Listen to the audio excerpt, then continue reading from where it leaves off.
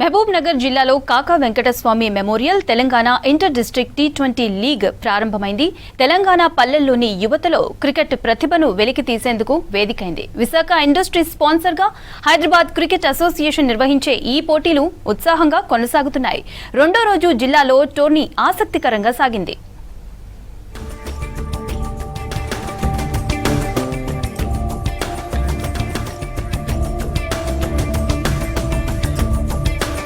కాకా Venkataswamy cricket league రెండో రోజులో భాగంగా ఈరోజు గద్వాల్ వర్సెస్ నారాయణపేట నడుస్తున్నది.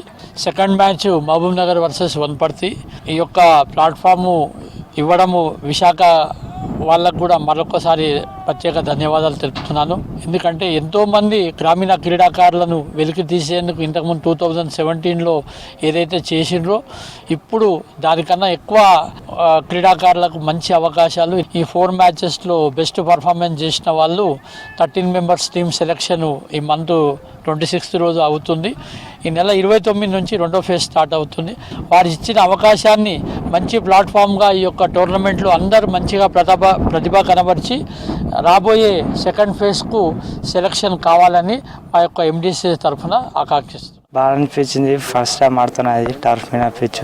మా ఫాదర్ బట్టలు అమ్ముతాడు. చిన్నప్పటి నుంచే ప్రాక్టీస్ చేస్తున్నాయి క్రికెట్ అని. 3-4 ఇయర్స్ నుంచి ఆడుతున్నాయి క్రికెట్. హార్డ్ వర్క్ చేస్తా ఇంకా మంచి ఆడాలని కోరుచు.